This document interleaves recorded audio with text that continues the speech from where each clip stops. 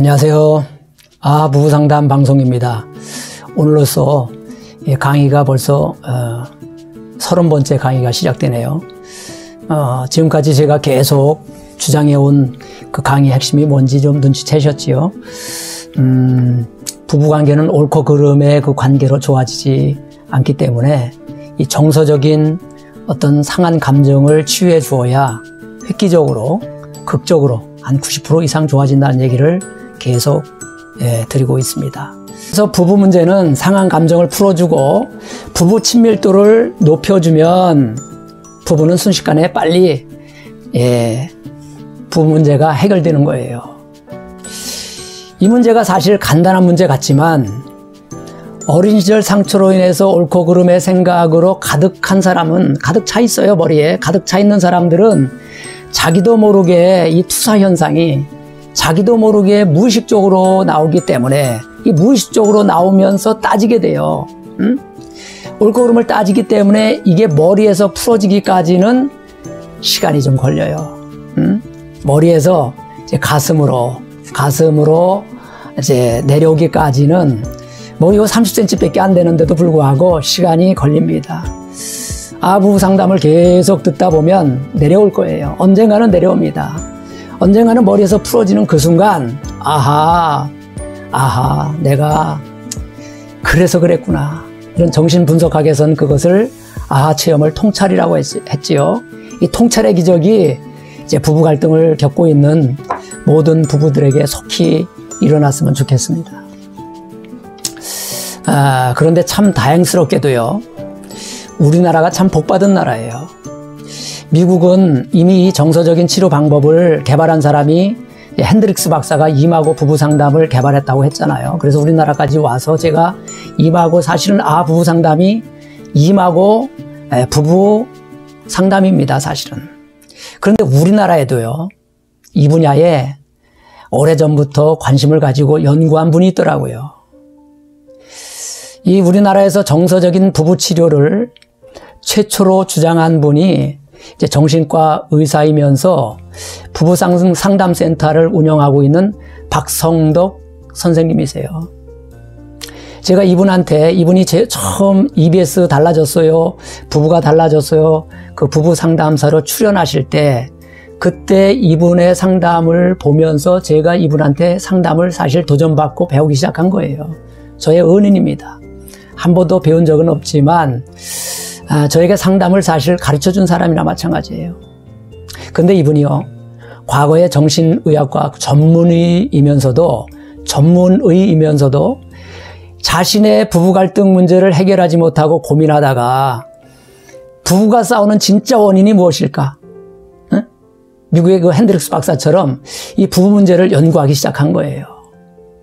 무려 16년 동안, 긴 세월이지요.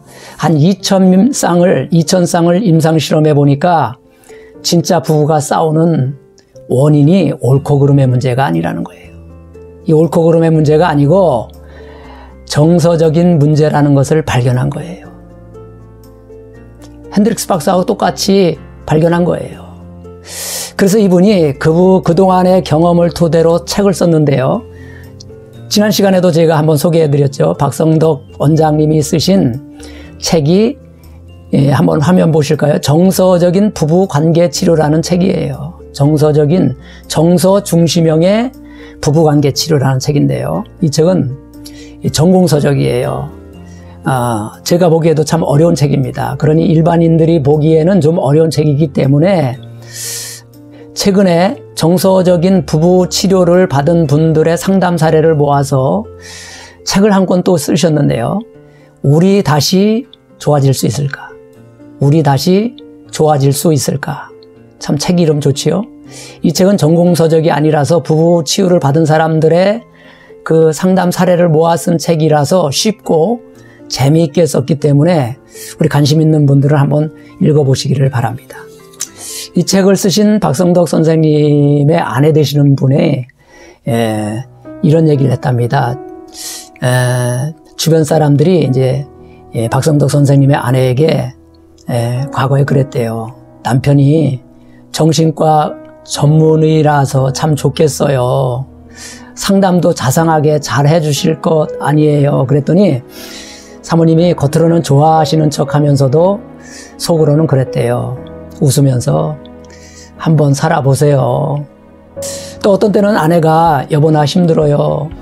나 우울해요. 그러면 선생님이 그랬대요. 배부른 소리 하고 그러네. 배부른 소리 하고 있네. 할 일이 없으니까 그렇지. 할 일이 없으니까 우울하지. 그러면서 이렇게 정서적으로 위로해 주기는커녕 아물지도 않은 상처 후에 더 깊은 상처만 주었다고 합니다. 그런데 이분이 교회에서 이제 교회를 다니시는 분인가 봐요. 교회에서 운영하는 아버지 학교에 한번 가보라고 아내가 아버지 학교 신청서를 내밀더래요. 순간 속에서 얼마나 화가 나는지. 가려면 응? 너 나가지. 예? 어머니 학교 너 나가지. 왜 나보고 아버지 학교 가라고 그래.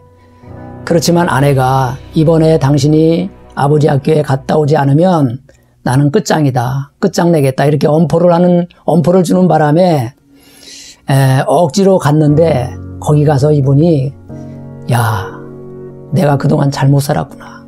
내가 정신과 의사지만 상담사지만 정말 내가 잘못 살았구나. 어? 내가 아내한테 너무했구나. 아이들한테 너무했구나. 그걸 깨달은 거예요. 그래서 그때부터 이제 부부 상담 연구소를 별도로 차리고 부부를 연구하기 시작했고 부부를 치료하기 시작했고 이제 부부에 대해서 이제 상담을 하면서 강연을 하기 시작했던 거예요.